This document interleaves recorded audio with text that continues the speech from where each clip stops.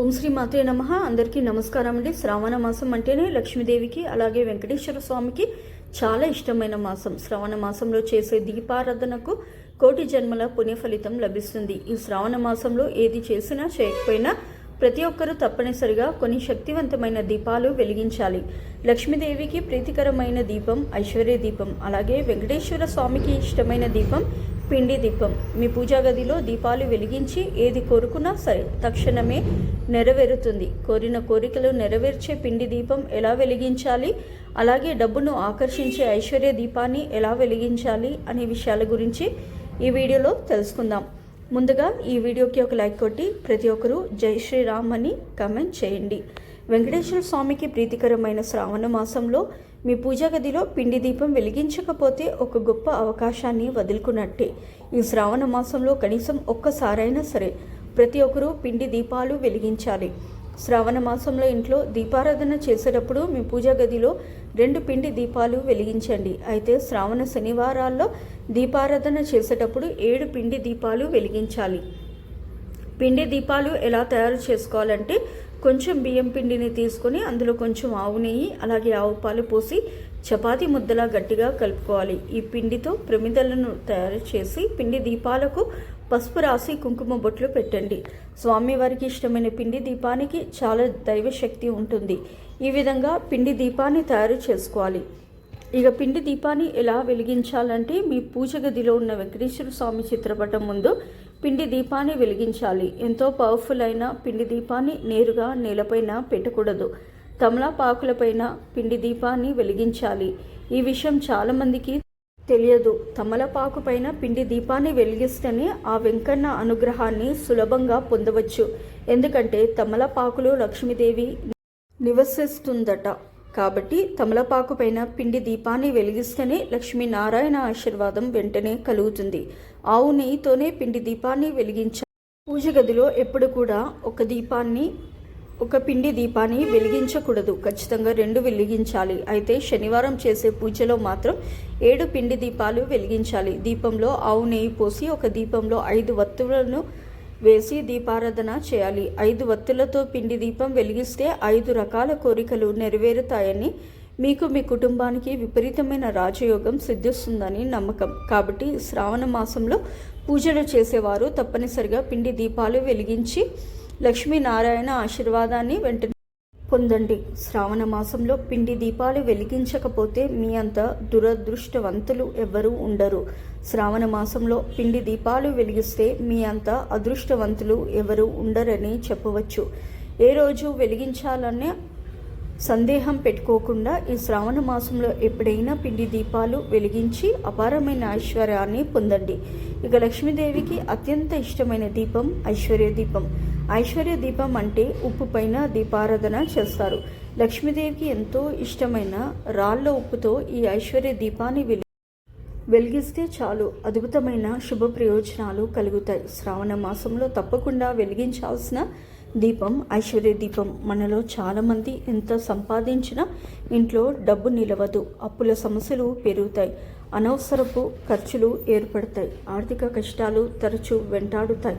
వ్యాపారంలో లాభాలు ఉండవు. కుటుంబంలో కూడా కలహాలు ఏర్పడతాయి. అన్ని సమస్యల నుండి వెంటనే బయటపడాలంటే ఈ శ్రావణ మాసంలో ప్రతి ఒక్కరూ ఐశ్వర్య దీపాన్ని వెలిగించండి. విశేషంగా వరలక్ష్మి వ్రతం చేసే రోజున లక్ష్మీదేవిని పూజించే సమయంలో ఈ ఐశ్వర్య దీపం వెలిగిస్తే కోటి జన్మల పుణ్య ఫలితం లభించి 1 వారం రోజుల్లోనే మీకు మంచి మార్పు కనిపిస్తుంది. అమ్మవారి అనుగ్రహంతో మిమ్మల్ని ఐశ్వర్యపరిచే ఎన్నో అద్భుతాలు జరుగుతాయి. కాబట్టి ఇంతటి గొప్ప అవకాశాన్ని ఎవరూ వదులుకోవద్దు. ఇక ఐశ్వర్య దీపాన్ని ఎలా వెలిగించాలో ఇప్పుడు తెలుసుకుందాం. ఐశ్వర్య దీపాన్ని ఉప్పు దీపం అని కూడా అంటారు. శుక్రవారం మాత్రమే ఐశ్వర్య దీపాన్ని వెలిగించాలి. కాబట్టి ఈ శ్రావణ మాసంలో ఏదో ఒక శుక్రవారం నాడు తప్పనిసరిగా ఉప్పు దీపం వెలిగించి లక్ష్మీదేవి ఆశీర్వాదాన్ని సులభంగా పొందండి. ఐశ్వర్య దీపాన్ని వెలిగించి ఆడవారు తెల్లవారుజామునే నిద్రలేచి తలస్నానం చేసి ఇంటిని శుభ్రం చేసుకొని ఇంటి గడపలకు పసుపు రాసి గుమ్మం ముందు ముగ్గులు వేసి పూజ గదిలో ఐశ్వర్య దీపాన్ని వెలిగించాలి. మీ పూజ గదిలో ఉన్న లక్ష్మీదేవిని గులాబీ పూలతో నిండుగా అలంకరించుకోండి. అలాగే మీ దగ్గర ఉన్న నగలతో అమ్మవారిని అందంగా ముస్తాబించండి. మీరు ఉపయోగించిన నగలను మాత్రం ఆవు పాలతో శుద్ధి చేసి ఆ నగలను అమ్మవారి పటానికి వేయవచ్చు. లక్ష్మీదేవిని అందంగా అలంకరించుకొని లక్ష్మీదేవికి ఎదురుగా ఐశ్వర్య దీపాన్ని వెలిగించండి. ఈ ఐశ్వర్య దీపానికి కావలసిన పూజా సామాగ్రి ఏమిటంటే రాళ్ళ ఉప్పు 1/4 కిలో, ఒక పెద్ద మట్టి ప్రమిద, అలాగే 2 చిన్న మట్టి ప్రమిదలు ముందుగానే ఏర్పాటు చేసుకోండి. లక్ష్మీదేవి చిత్రపటం ముందు బియ్యం పిండితో ముగ్గు వేసి ఈ ముగ్గు పైన ఒక ఇత్తడి పళ్ళెం పెట్టుకోండి, లేదా ఒక విస్తరాకు కానీ పెట్టుకోండి. 1/4 కిలో రాళ్ళ ఉప్పును వేయడానికి సరిపడా ఒక పెద్ద ప్రమిదను తీసుకొని ఆ పెద్ద ప్రమిదకు పసుపు రాసి కుంకుమ బొట్లు పెట్టి అందులో 1/4 కిలో రాళ్ళ ఉప్పును పోయండి. ప్రమిదలో ఉప్పును పోసేటప్పుడు ఎవరితోనూ మాట్లాడకుండా మీ మనసులో లక్ష్మీదేవిని స్మరించుకోండి. అప్పుడు మాత్రమే లక్ష్మీదేవి అనుగ్రహిస్తుంది. ప్రమిదలో ఉప్పు పోసిన తర్వాత ఈ ఉప్పు పైనే 2 చిన్న మట్టి ప్రమిదలను పెట్టుకొని ఆవు నెయ్యితో దీపారాధన చేయాలి. చిన్న ప్రమిదలను ఒకదానిపైన ఒకటి పెట్టి ఆవు నెయ్యిని పోసి 2 వత్తులతో దీపం వెలిగించాలి.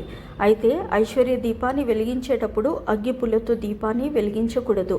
అగరవత్తితో మాత్రమే దీపాన్ని వెలిగించాలి. దీన్నే ఐశ్వర్య దీపం అని, అలాగే ఉప్పు దీపం అని అంటారు. ఈ ఉప్పు దీపాన్ని పూలతో అందంగా అలంకరించుకొని దీపానికి నమస్కారం చేసుకోండి. ఇక పూజలో అమ్మవారికి నైవేద్యంగా పాలతో చేసిన పరమాన్నాన్ని నివేదించి లక్ష్మీదేవికి అలాగే ఐశ్వర్య దీపానికి మంగళహారతిని సమర్పించాలి.